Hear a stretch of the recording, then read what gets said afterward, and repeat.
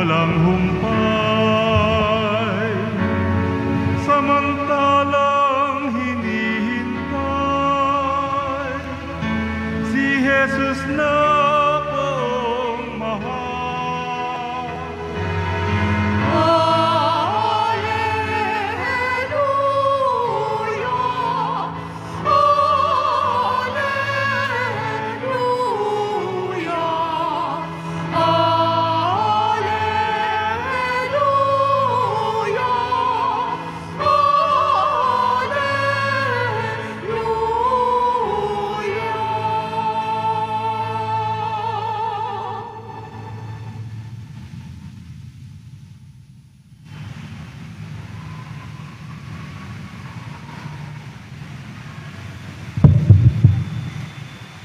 Sumainyo ang Panginoon. At sumairin. Pagbasa sa mabuting balita ng ating Panginoong Jesucristo ayon kay San Mateo. Papuri sa iyo, Panginoon. Noong panahong iyon, sinabi ni Jesus sa kanyang mga alagad ang talinhagang ito, dito matutulad ang pagpasok sa kaharian ng Diyos. May 10 dalagang lumabas upang sumalubong sa lalaking ikakasal. Bawat isa'y may dalang ilawan. Ang 5 sa kanila'y hangal at ang 5'ay matalino. Ang mga hangal ay nagdala ng kanilang mga ilawan, ngunit hindi nagbaon ng langis. Subalit ang matatalino'y nagdala ng langis bukod pa sa nasa kanilang ilawan. Nabalam ng dating ang lalaki kakasal, kaya tinantok silang lahat at nakatulog. Ngunit ng hating gabi na'y may sumigaw, narito na lalaki kakasal, salubungin ninyo.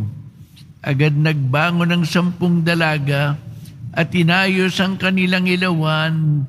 Sinabi ng mga hangal sa matatalino, bigyan naman ninyo kami ng kaunting langis. Aandap-andap na ang aming mga ilawan eh. Baka hindi magkasya ito sa ating lahat, tugon ng matatalino.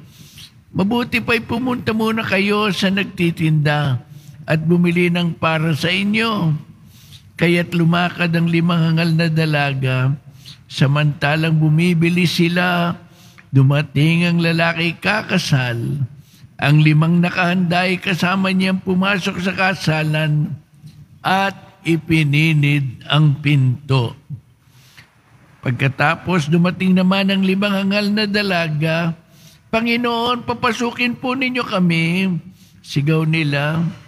Ngunit tumugon siya, sinasabi ko sa inyo, hindi ko kayo nakikilala, kaya magbantay kayo sapagkat hindi ninyo alam ang araw ni ang oras. Ito ang mabuting balita ng Panginoon. Pinupuri ka namin, Panginoong Hesukristo. Maupo muna tayong lahat. Mga minamahal na kapatid sa Puong Nazareno, magandang umaga po sa inyo lahat. Ang lesyon ng Ebanghelyong ito ay nasa huling mga kataga ng Panginoon no sinabi niyang, magbantay kayo sapagkat hindi ninyo alam ang araw ni ang oras. Anong araw at oras? Ang pagdating ng Panginoon sa huling araw. Ngunit para sa karamihan sa atin, dapat alalahanin natin ang oras na ito ay ang oras ng pagdating niya sa atin sa panahon ng kamatayan. Nung pong kami ay nagtuturo ng house-to-house evangelization. Yung po bang pagdalaw sa mga bahay-bahay para ang mga tao yatda na magandang balita. Tinuruan kami At pagkatapos itinuro naman namin sa iba, pagkatok ninyo sa pinto, di pa papasukin kayo. Pagpasok ninyo, di magbabatian ng kaunti. Pagkatapos na magbatian ng kaunti, eto na ang pasok namin. Itong tinuro sa amin, ito din naman ang itinuro sa amin. Sabi namin, kapatid, kung darating ang Panginoon para kunin ka ngayong oras na ito, handa ka na ba? Abay, nagugulat yung tao. Ha? Hindi natin iniisip yun. Hindi ba? Sino sa inyo dito nag-iisip na baka paglabas ninyo dito mamaya, madumog kayo ng isang jeep na nawala ng preno? Aba, hindi ba yun nangyari? Diyos pinakita sa TV, 3 estudyanteng naglalakad. Kagagaling nila sa eskwela. Ngayon, may bigla na lamang bumulusok na jeep. Akalain ba naman ninyong mula sa kabila na wala ng preno? Yung dalawan, nagulantang, nakaiwas. Yung isang kaibigan nila, tinamaan at namatay. Sa oras ding yun, sino nagkakaisip na mamamatay na siya? Ala, kung sabihin ko sa inyo, sister, humanda ka, mamamatay ka na. Baka sabihin niyo sa akin, mauna na muna kayo. Kaya na isagot ninyo sa akin. Sapagkat wala pang gusto ni siguro naghahanda sa kanyang pagkamatay. Si Cardinal Rosales, na dati nating arsobispo sa Maynila, kamakailan po ay nagkasakit ng malubha. Ngunit nakarecover.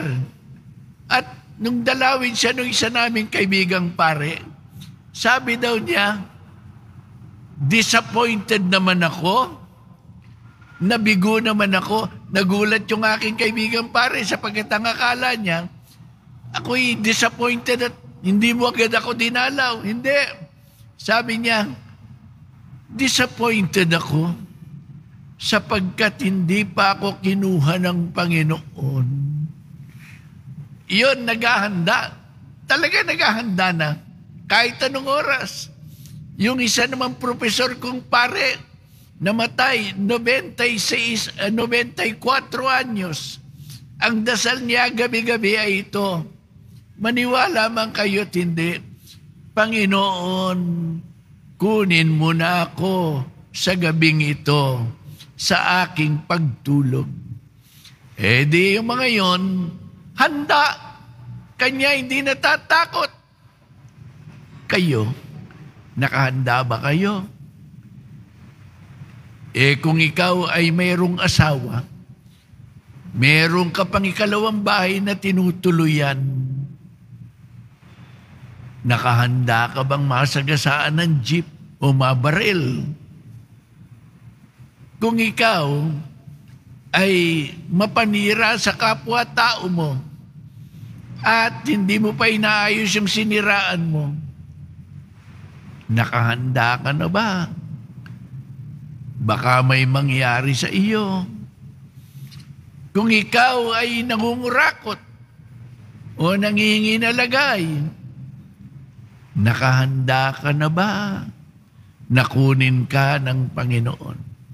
Kaya, huwag tayong kampante.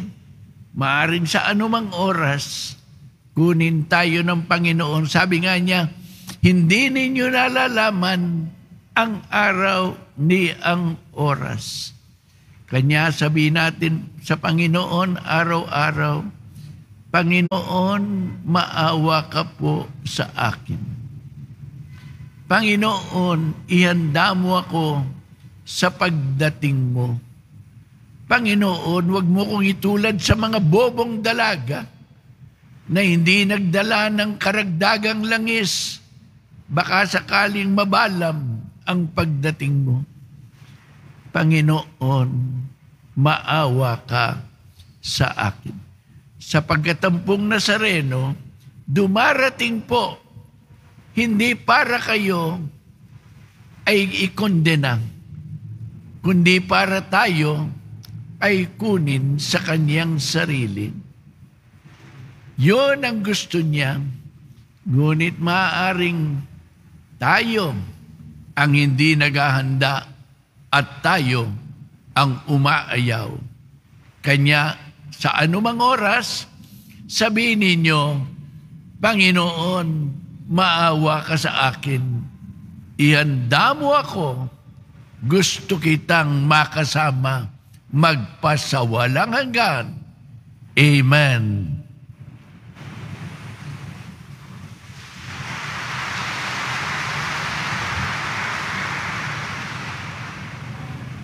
So tatanong ko, handa na ba kayo?